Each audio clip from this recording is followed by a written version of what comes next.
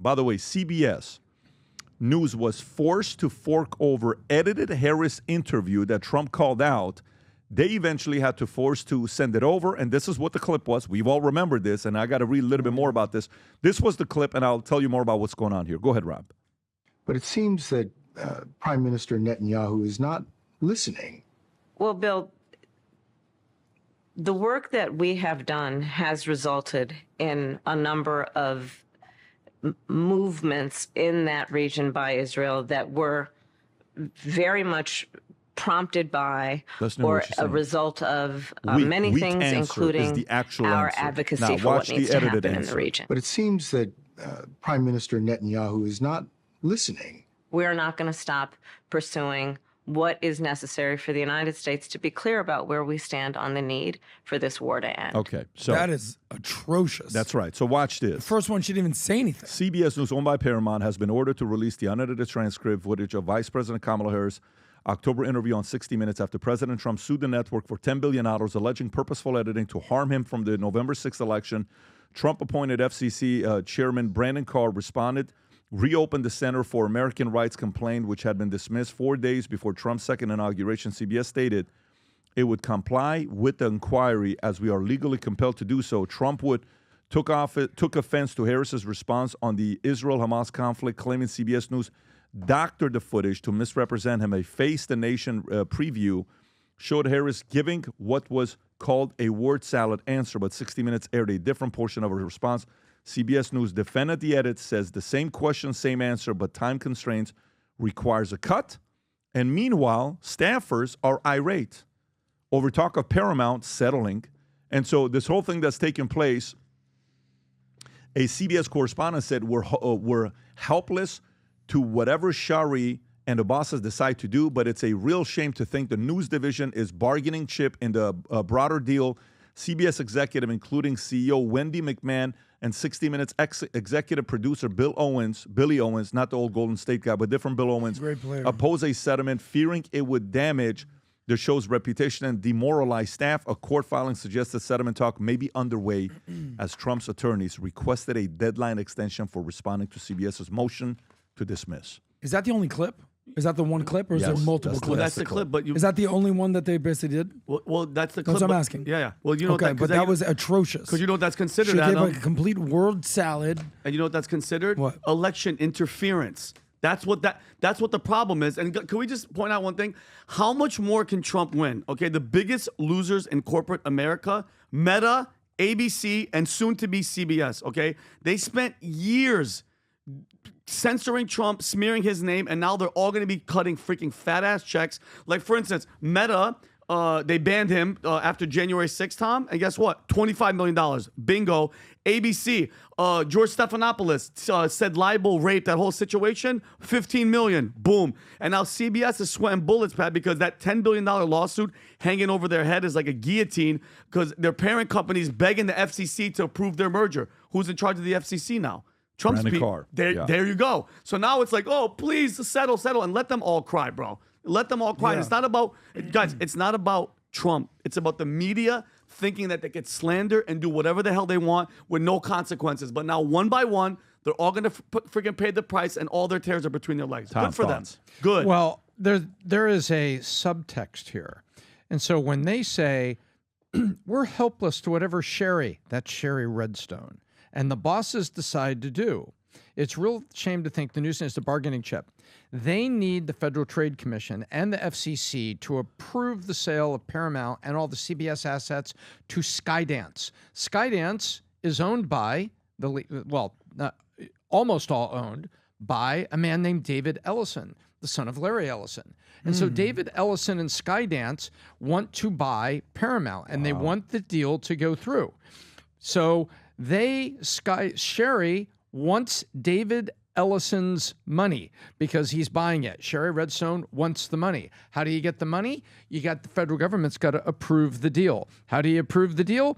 Federal government's upset with that. You know what we could do? We'll cooperate. And by the way, so all she's doing, she's not grandstanding. She's just cooperating with the federal government that's saying, hey, you know what? That may have been election interference. We want to see the unedited film.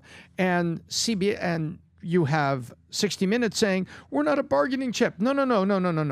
It has nothing to do with bargaining chip. It may, but you created the problem. You edited this, and you are being called to account for it. Well, they just want to play nice. Well, no. We know what CBS News wants to do? They want to be irascible, badgering, puny-minded dolts. That's what they want.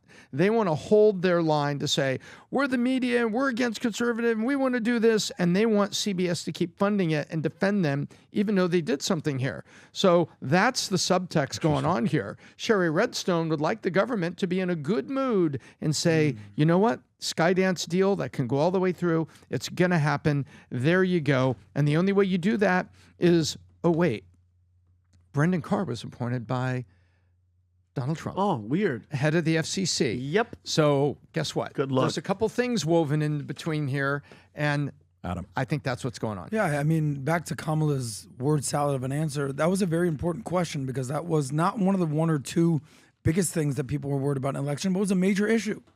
What was going on in Israel and Gaza. And her answer, what was that? You got something in your mouth? Yeah, word salad. I put it in there for this beat right here. What do you have in your mouth? Little mint right here, little word salad. I hear the mint. I'm like, what sound is that? Little word salad right there. Adam, just click on the Adam, do you want to talk? click. So yeah. Do you have something to say? Well, listen, as I'm motivated, you have to understand that what happened was as we entered the agreement, there was The dissolution. solution. By the way, that's that almost became the president of the United States. That's what I'm saying. You know how like, as you guys are saying that, could you imagine where we would be right now? If she's the president today, do you know what's going on? Oh my God, Tom's a transgender. Oh my God, Tom's gone. He's back? Tom's trans. They would legislate it, but Then he's straight. The whole deal. Adam, I'll get to your point. So what's going on here is that she was making a comment about one of the key issues on a world stage, and she gave a word salad answer, leading you to say, that's all you've got to say about Gaza and Israel and that war? That's the leadership you show? Let me ask you this. That's important. How did Trump learn that wasn't the answer? I mean, it was all over the internet. But somebody leaked. I think somebody leaked. But Rob, it. how did they find out? He's probably smart enough to know that she can't answer the question that way. I mean, I'm actually asking a serious question. How did they find out that was not? If I'm not mistaken, the answer. How was that leaked? I think someone internally must have said something. Had to have said something. Right? They're like, Look, by the way, she a did staffer not say had to that. be like, no, she didn't say that, and then they leaked it on because it was They on had X. someone quick. on the inside. Yeah, it was on X Yeah. quick. You have someone on the inside. Legal team. Would it be someone at the FCC? No. No. After differences between the. Well, Tom, what did What's it say, Rob? After observing differences between a preview clip and the full broadcast, President Trump's legal team became aware of potential editing discrepancies. Wow. That's good on his team. Going, wait a minute, she didn't say that. Yeah, by the way, the interview lasted 45 minutes, but it was edited down to a 20-minute segment for broadcast. So they chopped out 25 other minutes. But by the way, other minutes of word salad. That's not a big deal. No. That they do that often. So that is not the 60 minutes model is they get as much content as they can to cut it for the segment that they can put it to sell airtime, right? That's what they have to do. That's the business model. That's not the part. But imagine I ask you a question, Vinny, with your background as a comedian, some are questioning the fact that you are not qualified to be the governor of the state of Florida. What do you say to those critics? Kiss my tush. Okay. So then I say, Vinny, I love that answer. Yeah. It's hilarious. We want to help you win. Okay. Can you change the answer and say a different kind of an answer? And matter of fact, we have a writer here that can give you some suggestions on ways to answer. We want, of course, we need it to be yours because you're a leader. Okay. Here's some ideas and for you to consider. So you read them and you think, okay, so let me try one more time. Go ahead. You know, hey, Vincent, Yes. you know, a lot of your critics are saying that your background as a former comedian, and there's been skits of you, you know, doing some interesting, funny skits, questionable skits. Yeah. Some say you're not qualified to be a governor because of your background. What do you say to those critics? Well, first I say that comedians are technically modern-day philosophers. So I have a philosophy background. I dig deep. Yeah, I'm funny, but I have a very, very serious side. And listen, I'm all about, you know, the state of Florida.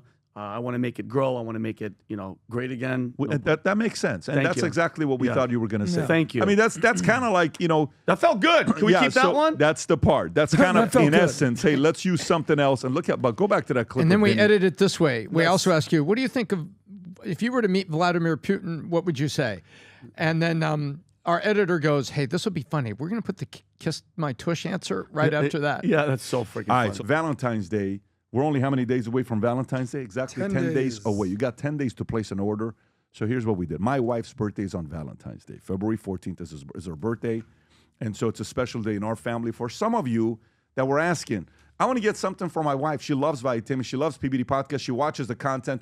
No problem. Here's what we're doing for you to place the order now. The first 100 people that do place the order, you got a special gift here. We got the pink Future Looks Bright hat with the Valuetainment logo, the American flag on the right, and the Future Looks Bright on the bottom. We got the red Future Looks Bright hat, okay? Then we have this new black. By the way, this sweater's quality is insane. But ladies, you asked for it, you're getting it. And our ladies are actually wearing this in Valuetainment with the Valuetainment logo.